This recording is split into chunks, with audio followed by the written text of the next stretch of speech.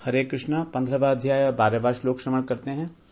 यदादित्यगतं तेजो जगद्भासयतेऽखिलम् यच्चन्द्रमसि यच्चाग्नौ तत्तेजो विद्धि मामकम्।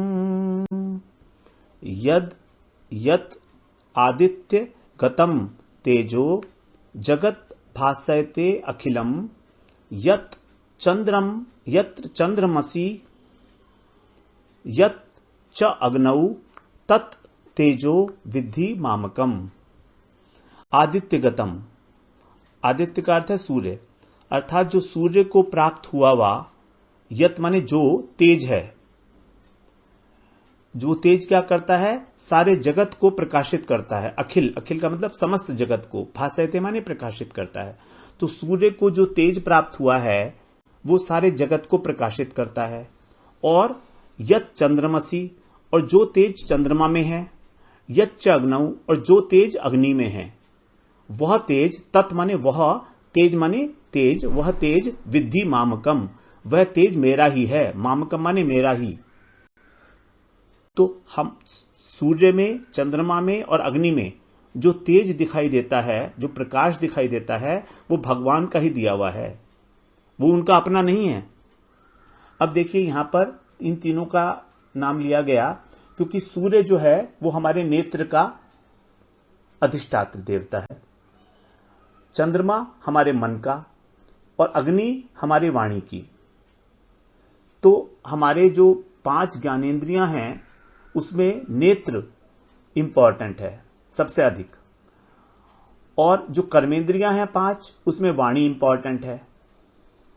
5 कर्मेंद्रिय होती है ना, वाक, पाद, पाणी, पायु और उपस्थ।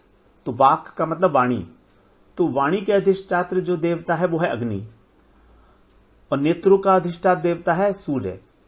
तो इन ज्ञानेंद्रियों के देवता आ गया सूर्य, कर्मेंद्रियों का एक रिप्रेजेंटेटिव अधिष्ठात्र देवता आ गए अग्नि, और मन का देवता है चंद्रमा। तो इस प्रकार से हमारी सभी ज्ञानेंद्रियां और मन, इन सबको जो प्रकाश देता है, अर्थात इनके अंदर जो ग्रहण करने की क्षमता है, कार्य करने की क्षमता है, वो भगवान की ही दी हुई है। हम जो इन तीनों का उपयोग करते हैं, अपने ज्ञानेंद्रियों का, कर्मेंद्रियों का और मन का, तो ये सब के सब जो हैं भगवान के द्वारा ही हैं, हमारे नहीं है ये। भगवान कह रहे हैं तत्तेजो विद्धि मामकम, इनके अंदर जो प्रकाश देखा जा रहा है, ज्ञान को अर्जन करने की, कार्य करने की जो शक्ति देखी जा रही है, तो वो सब मेरी ही है। तो इससे हमें किस प्रकार का कर्तापन का भाव रहेगा। हमारे जो इंद्रियों के अधिष्ठात्र देवता हैं, उन अधिष्ठात्र देवता के अंदर जो शक्ति आई है वो भी भगवान के द्वारा ही प्रदत्त है। तो वास्तव में भगवान ही मुख्य कर्ता हैं। तो इस बात को जानकर हमारा कर्तापन का भाव तो बिल्कुल ही बेमानी हो जाता है, उसका कोई लॉजिक बनता ही नहीं है। हम सोचते हैं हम ये कार्य कर रहे हैं, हम कहां कर रहे हैं। वो तो भगवान की जब तक उसमें शक्ति है, जब तक उस देवता का निवास है उस इंद्रिय के अंदर, तब तक वो काम करती है इंद्रिय हमारी।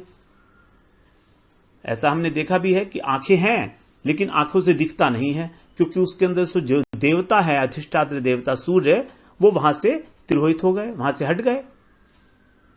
उन्होंने अपना तेज हटा लिया भगवान ने उस देवता से। तो उस नेत्र होते हुए भी नेत्र से नहीं दिख रहा, कान होते हुए भी कान से सुनाई नहीं दे रहा, ऐसा तो होता है। तो फिर कर्तापन का अहंकार क्यों। तो बता रहे हैं यहां पर, यदादित्यगतं तेजो जगद्भासयतेऽखिलम् यच्चन्द्रमसि यच्चग्नौ तत्तेजो विद्धि मामकम्। हरे कृष्णा 15वां अध्याय और 13वां श्लोक श्रवण करते हैं। 12वें श्लोक में भगवान ने जो बाहर की वस्तुएं हैं जिनको प्रकाशित करता है सूर्य, चंद्रमा और अग्नि, उसके विषय में बताया कि उनका जो तेज है वो मेरा ही तेज है, क्योंकि ये दिखाई देती हैं तीनों चीजें। अब यहां पर जो चीज दिखाई नहीं देती है, समष्टिगत क्रियाएं जो हो रही हैं, क्योंकि पहले जो 3 बातें थी उसके अंदर हमने श्रवण किया कि हमारी इंद्रियां, ज्ञानेंद्रियां, कर्मेंद्रियां और हमारा मन, ये तीनों ही भगवान के द्वारा ही संचालित होते हैं। मतलब हमारी व्यष्टिगत क्रियाएं भगवान के द्वारा ही, भगवान की ही शक्ति से हो रही हैं, उनके तेज से हो रही हैं। अब यहां पर कह रहे हैं कि किस प्रकार से जो समष्टिगत क्रियाएं हैं वे भी भगवान की शक्ति से हो रही हैं। कैसे? गामावेश्य च भूतानि धारयाम्यहं मोजसा पुष्णामि चौषधी सर्वा सोमो भूत्वा रसात्मकः। गाम आविश्य च भूतानि धारयामि अहम ओजसा पुष्णामि च औषधि सर्वः सोमो भूत्वा रसात्मकः। गाम का अर्थ है पृथ्वी। गाम का अर्थ गाय भी होता है, गाम का अर्थ इंद्रियां भी होता है। तो यहां पर गाम का अर्थ है पृथ्वी। तो आविश्य, आविश्य का मतलब प्रवेश होकर, पृथ्वी के अंदर प्रवेश करके, चौ माने और, भूतानी माने प्राणियों को, धारयामी माने धारण करता हूं, अहम माने मैं, कैसे? अपनी शक्ति से, ओजसा, अर्थात पृथ्वी के अंदर जो धारण शक्ति है सभी प्राणियों को धारण करने की, वो भी मेरी ही शक्ति है। अहम ओजसा, मैं अपनी शक्ति से समस्त प्राणियों को धारण करता हूं। तो पृथ्वी की धारण शक्ति पृथ्वी की नहीं है। पृथ्वी के अंदर जो गुरुत्वाकर्षण शक्ति है, जो उत्पादिका शक्ति है, पृथ्वी पे अनेक प्रकार के अन्न का उत्पादन होता है, तो ये जो शक्ति है पृथ्वी के अंदर, ये भगवान की ही है शक्ति। और देखा जाए तो हमारा इस पृथ्वी के अंदर 70% तो वाटर है और पृथ्वी तो केवल 30% है। तो भी पानी, जल जो है वो उसको, पृथ्वी को जलमग्न नहीं कर रहा है, डूब नहीं रही है पृथ्वी। कारण क्या है? क्योंकि भगवान ने उसको धारण किया हुआ है। तो धारयामी अहम ओजसा, भगवान ने अपनी ओज से, अपने बल से इस पृथ्वी को धारण किया हुआ है और उस बल से ही ये पृथ्वी समस्त प्राणियों को धारण करती है। पुष्णामी च औषधि सर्वा, और पुष्णामी, पुष्णामी का मतलब पुष्ट करना, नॉरिशिंग। चौ माने और, औषधि माने औषधियां, वनस्पतियां जो होती हैं, सर्वा माने सब प्रकार की। सब प्रकार की औषधियों को, वनस्पतियों को पोषण करता है, पोषण करता हूं। कौन करता हूं? सोमो भूत्वा, चंद्रमा होकर, भूत्वा माने होकर, रसात्मकः, चंद्रमा का स्वरूप क्या है? रसात्मक, अर्थात रस स्वरूप है। तो चंद्रमा के अंदर जो रस है, चंद्रमा के अंदर 2 प्रकार की शक्तियां हैं।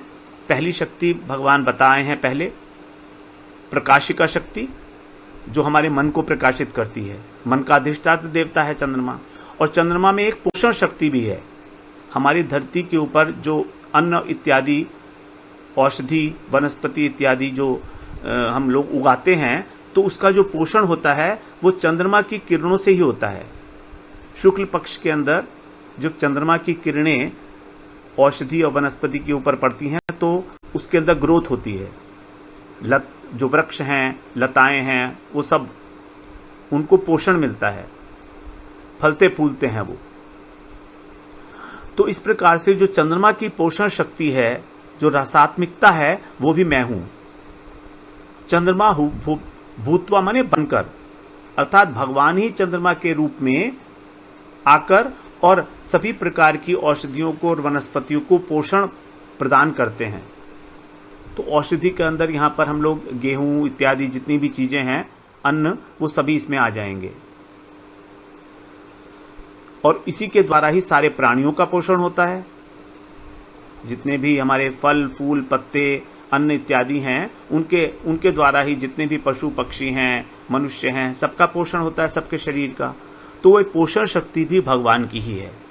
तो यहां पर पृथ्वी और चंद्रमा के द्वारा जो सभी को धारण किया जा रहा है, प्राणियों को, और सभी का पोषण किया जा रहा है, वो भी भगवान की ही शक्ति से हो रहा है। तो ये समष्टिगत क्रिया है।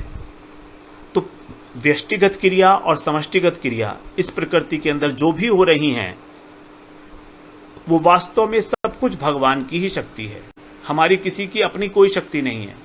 हम सोचते हैं कि हमारी शक्ति है, हमने ऐसा कर लिया, लेकिन ऐसा बिल्कुल भी नहीं है। तो कह रहे हैं यहां, गामाविश्य च भूतानि धारयाम्यहमोजसा पुष्णामि चौषधि सर्वा सोमो भूत्वा रसात्मकः। हरे कृष्णा। 15वें अध्याय का 14वां श्लोक श्रवण करते हैं। इसमें भगवान बता रहे हैं, अहम वैश्वानरो भूत्वा प्राणिनां देहमाश्रितः प्राणापान समायुक्तः पचाम्यन्नं चतुर्विधम्। अहम वैश्वानरो भूत्वा प्राणिनां देहम आश्रितः प्राण अपान समायुक्तः पचामि अन्नम चतुर्विधम। यहां बता रहे हैं प्राणी नाम मतलब प्राणियों के शरीर में, देहम प्राणियों के शरीर में आश्रित है, माने आश्रय लेने वाला। प्राणियों के शरीर में, सभी प्राणियों के शरीर में आश्रय लेने वाला अहम माने मैं, वैश्वानरो भूत्वा।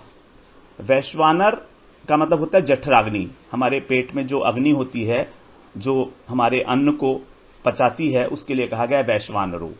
तो वैश्वानर माने जठराग्नि होकर मैं क्या करता हूं, प्राणापान समायुक्त, और प्राण और अपान इन दोनों से युक्त होकर।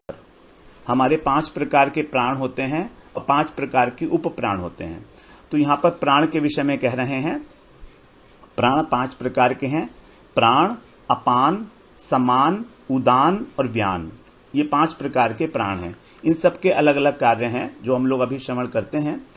तो प्राण और अपान, ये जो 2 प्रकार की जो वायु हैं, इनसे युक्त होकर समायुक्त पचामी अन्नम चतुर्विधम, जो चतुर्विध 4 प्रकार का जो अन्न है उसको मैं पचामी अर्थात पचाता हूं। तो भगवान यहां पर जैसे अग्नि के रूप में बताया था ना, कि पहले अग्नि के अंदर जो तेज है वो भी मेरा ही है। तो अग्नि प्रकाशक भी है और अग्नि अन्न को पचाने का कार्य भी करती है अग्नि के रूप में। जैसे चंद्रमा के लिए बताया था भगवान ने कि चंद्रमा प्रकाशन भी करता है और पोषण भी करता है वनस्पतियों का। उसी प्रकार से अग्नि भी 2 कार्य करती है, प्रकाशित करती है और अन्न को पचाती भी है। तो कह रहे हैं कि प्राणियों के देह में रहकर जठराग्नि के रूप में, जठराग्नि होकर मैं प्राण और अपान से युक्त होकर 4 प्रकार के अन्न को पचाता हूं। तो प्राण हम लोगों ने श्रवण किया 5 प्रकार के हैं, प्राण, अपान, समान, उदान और व्यान। तो प्राण का जो निवास है वो हृदय है। जैसे हमारे श्वास को बाहर निकालना, ये इसका कार्य है, और खाए हुए अन्न को पचाना, ये भी इसका एक कार्य है। अपान का कार्य है, इसका जो स्थान है वो है गुदा। तो श्वास को भीतर ले जाना, श्वास को बाहर निकालने का कार्य तो करता है प्राण, और श्वास को भीतर ले जाने का जो कार्य करता है वो है अपान, और मलमूत्र को बाहर निकालने का कार्य करता है अपान। गर्भ को भी बाहर निकालने का कार्य अपान ही करता है। उसी प्रकार से तीसरा प्राण है समान, इसका स्थान है नाभि। तो भोजन के द्वारा हमारे शरीर में जो रस बनता है उसको शरीर के अलग अलग अवयवों तक पहुंचाना, डिस्ट्रीब्यूट करना, समानीकरण करना, यह समान। उसके बाद है उदान। उदान का जो स्थान है वो है कंठ, हमारा जो गला है वो। तो जब हम भोजन करते हैं तो उसके अंदर कुछ पोर्शन गाढ़ा होता है और कुछ पोर्शन जल भाग होता है उसका, तो उन दोनों को अलग अलग करता है ये। और जब हमारा मृत्यु के समय हमारा जब सूक्ष्म शरीर इस स्थूल शरीर से बाहर निकलता है तो दूसरे शरीर में ले जाने का कार्य, आत्मा को दूसरे शरीर में, सूक्ष्म शरीर के साथ ले जाने का कार्य भी यही उदान करता है। व्यान का अर्थ है जो सर्कुलेटरी मूवमेंट है हमारे शरीर के अंदर, संपूर्ण शरीर जो है इसका निवास स्थान है। तो हमारे अंगों को जो हम सिकोड़ते हैं, फैलाते हैं, ये व्यान का काम है। तो इस प्रकार से 5 प्रकार के प्राण हैं। प्राण वायु, ये 5 प्रकार की वायु है जो हमारे शरीर में कार्य करती है। और यहां बता रहे हैं पचामी अन्नम चतुर्विधम, 4 प्रकार के अन्न होते हैं। तो जैसे एक होता है भोज्य, भोज्य माने जो दांतों से चबाकर खाते हैं। पेय, जिसको पिया जाता है जैसे दूध इत्यादि। चोष्य, जिसका रस चूसा जाता है जैसे आम और गन्ना, इस तरह की चीजें। और लेह्य मतलब जिसको जीभ से चाटा जाता है जैसे चटनी है, शहद है।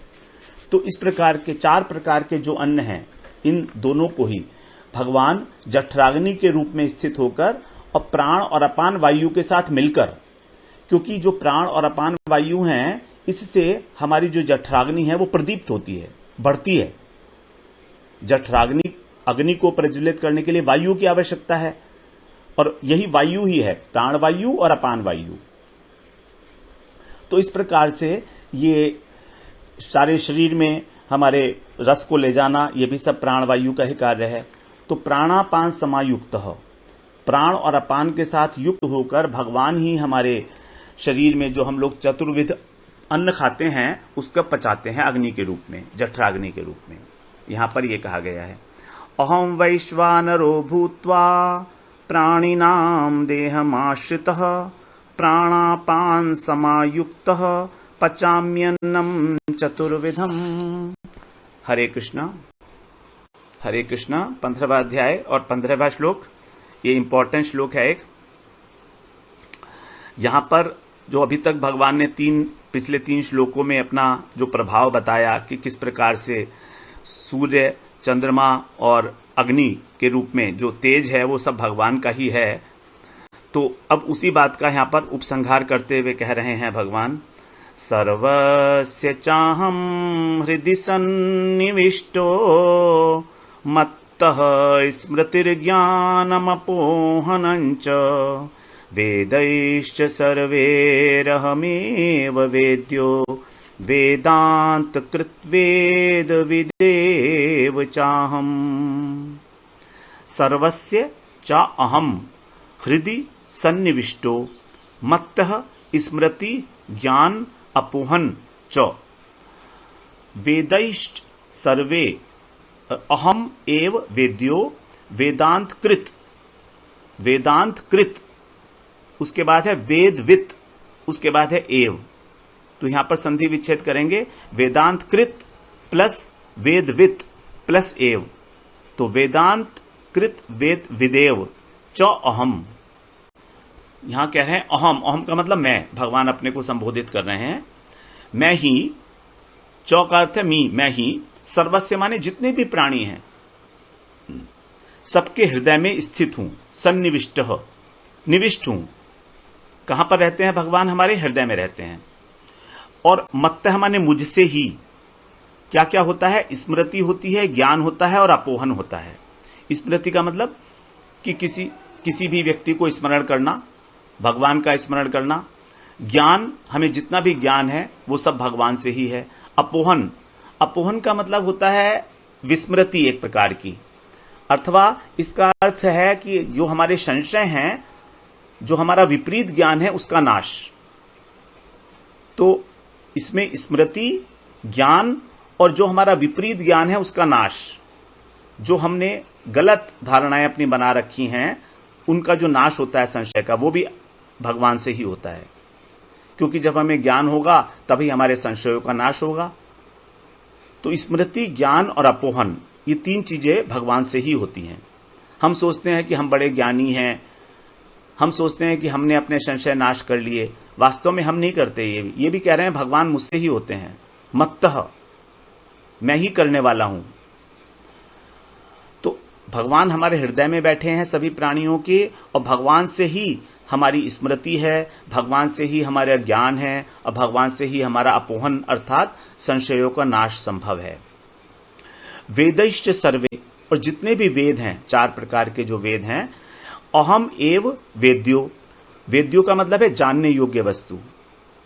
तो वेदों को पढ़कर, वेदों का अध्ययन करके जो जानने योग्य वस्तु है वो क्या है? वो कह रहे हैं भगवान मैं हूं, अहम मैं ही हूं। यदि हम वेदों को पढ़कर कुछ और कार्य कर रहे हैं, भगवान को जानने का प्रयास नहीं करते हैं, तो वो वेदों का वास्तविक लक्ष्य नहीं है। जैसे वेदों को कुछ लोग कर्म कांड ही समझते हैं, अनेक अनेक प्रकार के यज्ञ करना इत्यादि। विशेष रूप से जो आर्य समाजी लोग हैं तो वो तो केवल कर्म कांड में ही लगे हुए हैं, यज्ञ इत्यादि करते हैं वेदों के माध्यम से। वो भगवत तत्व का अनुसंधान तो नहीं करते। लेकिन भगवान कह रहे हैं कि वेदों के द्वारा जानने योग्य वस्तु मैं ही हूं, क्योंकि वेद भगवान से ही तो प्रकट हुए हैं। तो इसलिए कह रहे हैं वेदांत कृत। और वेदों का जो अंत है अर्थात उपनिषद, वेदों का जो सार तत्व है वो उसको कृत मतलब करने वाला। तो वेदांत को बनाने वाले भी भगवान ही हैं। वेदांत को बनाने वाला कौन है? भगवान है। क्योंकि वेदांत जो है उपनिषद के रूप में हमारे सामने है, जिसको हम समझ सकते हैं। वेदों की भाषा को समझना बहुत मुश्किल है, इसीलिए वेदांत बनाए गए उपनिषद के रूप में, कि वेदों का जो अंत है, अंत का मतलब जो उनका सार तत्व है वेदों का, तो वो उपनिषद में लिखा गया है, वर्णन किया गया है। तो वेदांत कृत, तो वेदांत को बनाने वाला भी मैं हूं, और वेदवित, और वेदों को जानने वाला भी मैं हूं। वेदवित का मतलब होता है जानना, क्योंकि भगवान से ही वेद निकले हैं, इसलिए, और भगवान ने ही वेदांत बनाया है, इसलिए भगवान के द्वारा ही वो जाना जाएगा। तो वेदों के द्वारा जानने योग्य वस्तु भी भगवान है, वेदांत को बनाने वाले भी भगवान हैं, और वेदों को जानने वाले भी भगवान ही हैं। सब कुछ भगवान ही हैं। एक्चुअली भगवान से ही प्रकट हुए हैं वेद, भगवान ही वेदों के अर्थ को, उनके भाव को यथार्थ रूप से जानते हैं। वेदवित पूर्ण रूप से जानते हैं केवल भगवान। इस जगत के लोग जो हैं अपने मन से जो उनकी व्याख्या करते हैं वो ठीक नहीं है। तो उनकी जो व्याख्या करनी है, उनका जो समझना है, वो कैसे समझना है? वेदांत के माध्यम से, वेदों का जो अंत है, मतलब जो वेदों का लक्ष्य है उसके माध्यम से। तो यहां पर सभी कुछ कह रहे हैं भगवान की वेद से संबंधी जो भी वस्तु है वो सब मैं ही हूं। तो यहां कह रहे हैं सर्वस्य चाहम हृदि सन्निविष्टो मत्तः स्मृतिर्ज्ञानमपोहनञ्च वेदैश्च सर्वैरहमेव वेद्यो वेदान्तकृत् वेद वेदेव चाहम। हरे कृष्णा। 15वां अध्याय और 16वां श्लोक श्रवण करते हैं। अब यहां पर 16वें श्लोक से प्रकरण बदल रहा है। तो यहां पर पुनः भगवान ने आत्मा का और इस संसार का और परमात्मा का और भगवान पुरुषोत्तम का, इन सब का स्वरूप बताया है 16, 17, 18वें श्लोक में। आगे तो कह रहे हैं द्वाविमौ पुरुषौ लोके क्षरश्च अक्षर एव च क्षर सर्वाणि भूतानि कूटस्थोऽक्षर उच्यते। द्वाविमौ पुरुषौ, द्वाविमौ यहां पर संधि है द्वौ प्लस इमौ, द्वौ प्लस इमौ। पुरुषौ लोके क्षरश्च अक्षर, क्षर च अक्षर एव च क्षर है सर्वाणि भूतानि कूटस्थ अक्षर उच्यते। इमौ का अर्थ है ये, द्वौ माने दो, पुरुषौ माने पुरुष, लोके माने इस लोक में, अर्थात इस संसार में दो प्रकार के पुरुष हैं। उन क्या क्या है? क्षर और अक्षर, दो प्रकार के पुरुष हैं। एक तो है क्षर और एक है अक्षर। क्षर का अर्थ है जो नाशवान है, जिसका क्षरण संभव है, और अक्षर का मतलब है जो अविनाशी है। तो हमारे इस संसार में, संसार क्या है? नाशवान है, धीरे धीरे नाश हो रहा है इसका। हमारा शरीर नाशवान है, तो हमारा शरीर भी नाशवान है, संसार भी नाशवान है। और जो आत्मा है वो अक्षर है, उसका कभी नाश नहीं है, क्योंकि वो तो सनातन है, जीवभूत है, सनातन है, भगवान पहले कह आए हैं। तो दो प्रकार के पुरुष हैं। सर्वाणि भूतानि, जितने भी प्राणी हैं उन सबके शरीर क्षर हैं। क्षर का मतलब विनाशशील है, आज है कल नहीं है। कूटस्थो अक्षर उच्यते, और जो जीवात्मा है, जीवात्मा को यहां पर कूटस्थ कहा गया है। कूटस्थ का मतलब है जो सदा एक सा ही रहता है, सदा एक रस, नित्य, उसमें किसी प्रकार का कोई विकार, कोई परिवर्तन नहीं होता, उसको कहा जाता है कूटस्थ। तो जो कूटस्थ है मतलब जो जीवात्मा है वो क्या है? अक्षर है, मतलब उसका कभी विनाश नहीं है, उच्चते कहा जाता है। तो इस संसार में दो प्रकार के पुरुष हैं, क्षर और अक्षर। इनमें से समस्त प्राणियों के जो शरीर हैं वे तो क्षर हैं अर्थात विनाशशील हैं, और जो कूटस्थ आत्मा है वो अक्षर है अर्थात अविनाशी है, ऐसा कहा गया है उच्चते। द्वाविमौ पुरुषौ लोके क्षरक्ष अक्षर एव च क्षरः सर्वाणि भूतानि कूटस्थोऽक्षर उच्यते। हरे कृष्णा। 15वां अध्याय और 17वां श्लोक श्रवण कर रहे हैं। अभी भगवान ने दो प्रकार के पुरुष बताए, एक क्षर और एक अक्षर। क्षर का मतलब शरीर और अक्षर का मतलब जीवात्मा। अब यहां पर कह रहे हैं उत्तमः पुरुषस्त्वन्यः परमात्मेति उदाहरतः यो लोकत्रयमाविश्य विभर्ति अव्यय ईश्वरः। उत्तमः पुरुषः तु अन्यः। उत्तम है पुरुषः तु अन्यः, तो पुरुषस्त्वन्यः हो गया। परमात्मेति उदाहरतः, परमात्मा प्लस इति प्लस उदाहरतः, यो लोकत्रयम् आविश्य विभर्ति अव्यय ईश्वरः।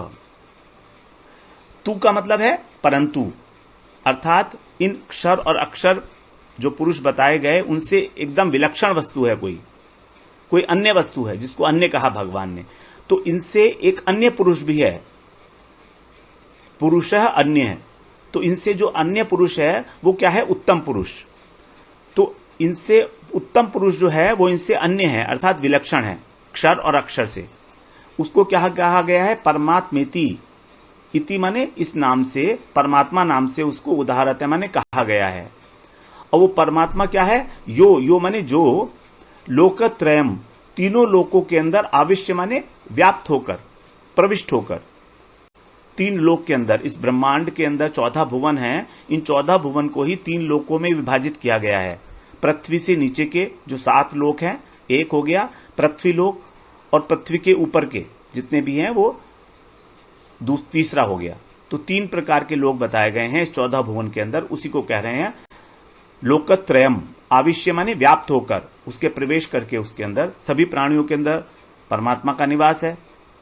इससे पहले क्या आए हैं भगवान? विभर्ति का मतलब उनका भरण पोषण करना। तो उनको विभर्ति मतलब उनका भरण पोषण करता है, उनका ईश्वर है, स्वामी है, और अव्यय है मतलब अविनाशी है। तो यहां पर 3 बातें हुई। एक तो स्वामी है, जो परमात्मा है, वो सभी लोगों के अंतर्यामी के रूप में भगवान हमको प्रेरणा करते हैं, तो हमारे स्वामी हो गए। वो हमारा भरण पोषण भी करते हैं। अब क्योंकि वो हमारे स्वामी हैं इसलिए हमारी देखभाल भी वही करेंगे। हमारा भरण पोषण कौन करेगा? हमारे स्वामी करेंगे। और अव्यय, अविनाशी हैं।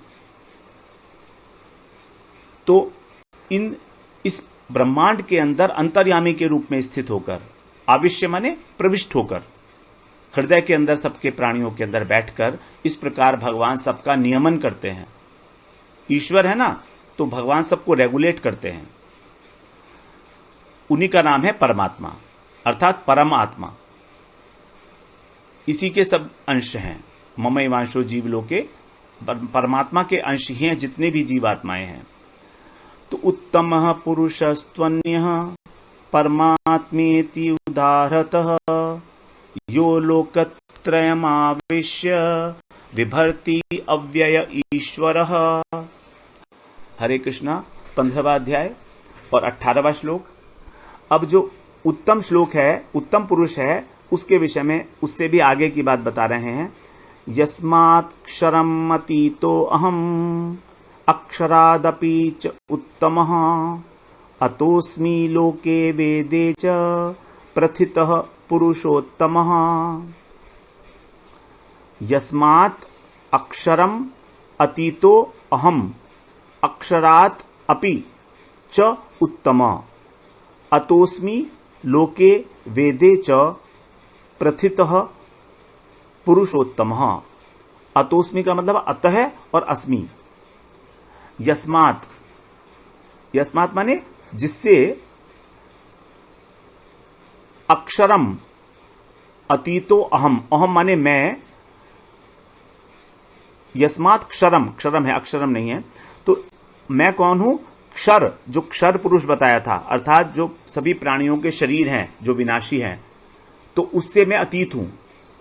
भगवान जड़ वस्तु नहीं है, अतीत है बिल्कुल। शरीर हमारा त्रिगुणात्मक है, संसार त्रिगुणात्मक है, लेकिन भगवान इन तीनों गुणों से परे हैं, निर्गुण हैं, तो त्रिगुणातीत हैं, तो इसलिए कह रहे हैं अतीत हूं, उनसे परे हूं मैं। और अक्षरादपि च उत्तम, और अक्षरात, अक्षर से भी, अपि माने भी, अक्षर से भी मैं उत्तम हूं। अक्षर कौन बताया था? जो हमारी जीवात्मा है, तो जीवात्मा से भी भगवान उत्तम है। भगवान ने बताया ना कि मैं उत्तम पुरुष हूं, जो इससे पहले जो बताया था परमात्मा के रूप में। परमात्मा कौन है? उत्तम है। तो उसी के लिए कह रहे हैं कि ये जो परमात्मा है, ये क्षर वस्तु से भी अतीत हैं, क्षर वस्तु से तो अतीत हैं, और आत्मा से उत्तम है। आत्मा से उत्तम होने का मतलब है कि आत्मा जिस प्रकार चिन्मय है, भगवान भी चिन्मय है, लेकिन आत्मा क्षुद्र है और भगवान विभु है। आत्मा अणुचित है और भगवान विभुचित है, इसलिए कहा उत्तम है।